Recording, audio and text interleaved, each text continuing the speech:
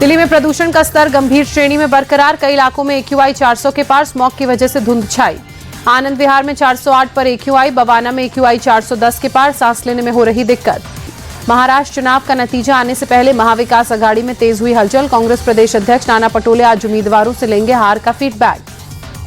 नाना पटोले आज दोपहर 1 बजे वीडियो कॉन्फ्रेंसिंग के माध्यम से कांग्रेस उम्मीदवारों से बात करेंगे, काउंटिंग से पहले और बाद की तैयारियों और सावधानियों पर निर्देश देंगे।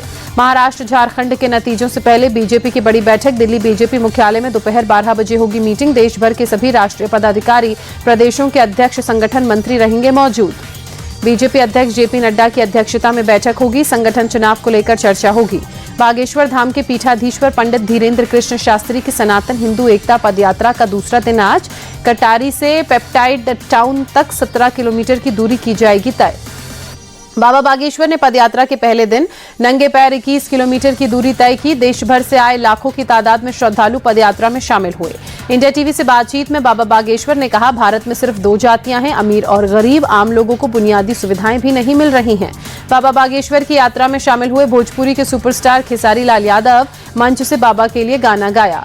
बाबा बागेश्वर की पदयात्रा में शामिल हुए MP बीजेपी अध्यक्ष VD शर्मा कहा, यह यात्रा सबके लिए है, इसका उद्देश्य सनातन की रक्षा है।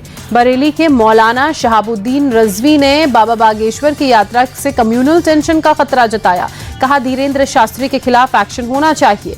कर्नाटक के CM सिद्धारमैया के बेटे और कांग्रेस MLC यतीन्द्र सिद्धारमैया ने बाबा बागेश्वर के हिंदू राष्ट्र के नारे को गलत बताते हुए कहा, देश के सांप्रदायिक सौहार्द के लिए खतरनाक। गुआना यात्रा के आखिरी दिन भारतीय समुदाय के बीच प्रधानमंत्री मोदी, गुआना के राष्ट्रपति इरफान अली भी रहे मौजूद। PM मोदी के भाषण की शुरुआत सीताराम से उन्होंने की, लोगों ने लगाए मोदी और जय श्री राम के नारे। PM मोदी ने गुआना में रह रहे भारतीयों को राष्ट्रदूत बताते हुए कहा, आप भारतीय संस्कृति, मूल्यों और परंपरा के एम्बेसडर हैं। PM मोदी ने प्रवासी भारतीयों से कहा, गुआना आपकी मातृभूमि है, जबकि भारत आपके पूर्वजों की माता है। भारत के विकास में आपका योगदान जो रहेगा वो अहम होगा, योगदान करें। PM मोदी ने गुआना के भारतीय समुदाय को कुंभ के दौरान भारत आने का न्योता दिया, कहा भारत को जानिए, कार्यक्रम का हिस्सा बनिए। PM मोदी ने जॉर्ज टाउन में महात्मा गांधी की प्रतिमा पर पुष्प अर्पित किए, प्रतिमा की परिक्रमा कर श्रद्धांजलि दी। PM मोदी आर्य समाज के स्मारक भी गए, राजभवन के आयोजन में खुद भी झाल मंजीरा बजाया। प्रधानमंत्री जॉर्ज टाउन में सरस्वती विद्या निकेतन स्कूल पहुंचे, छात्राओं ने वैष्णव जन गाकर और शास्त्रीय नृत्य से PM मोदी का स्वागत किया। सरस्वती विद्या निकेतन में PM मोदी ने भगवान शिव की पूजा की, शिवलिंग पर जलाभिषेक किया, भगवान शिव की आरती भी की। प्रधानमंत्री मोदी ने गुआना की संसद के विशेष सत्र को संबोधित कर कहा, भारत और गुआना के बीच मिट्टी, पसीने और परिश्रम का रिश्ता है। PM मोदी ने कहा, भारत और गुआना लोकतंत्र को मजबूत कर रहे हैं, दोनों देश ने एक जैसी गुलामी और संघर्ष देखा। PM मोदी ने कहा, भारत कभी विस्तारवाद की भावना से आगे नहीं बढ़ता। लोकतंत्र सिर्फ एक कानून नहीं है, बल्कि हमारे DNA में लोकतंत्र है। PM मोदी ने कहा, दुनिया के लिए ये समय युद्ध का नहीं बल्कि झगड़ा खत्म करने का है। भारत शांति के पक्ष में खड़ा है। गुआना के जॉर्ज टाउन में रोमांचक माहौल नजर आया। PM मोदी ने कैरिकॉम नेताओं के साथ फ्लाईपास्ट देखा।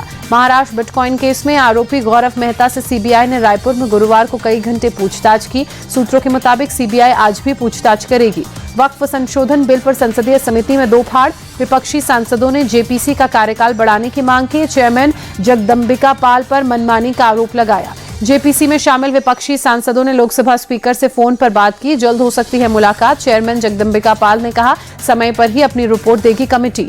All India Muslim personal law board की महासचिव का बयान, कहा वक्फ बिल को लेकर सरकार की नीयत ठीक नहीं, विरोध के बावजूद बिल लाने की बात कर रही है। कर्नाटक के कलबुर्गी में संतों, किसानों और बीजेपी कार्यकर्ताओं का विरोध प्रदर्शन, वक्फ बोर्ड द्वारा कथित अतिक्रमण के खिलाफ सड़कों पर उतरे।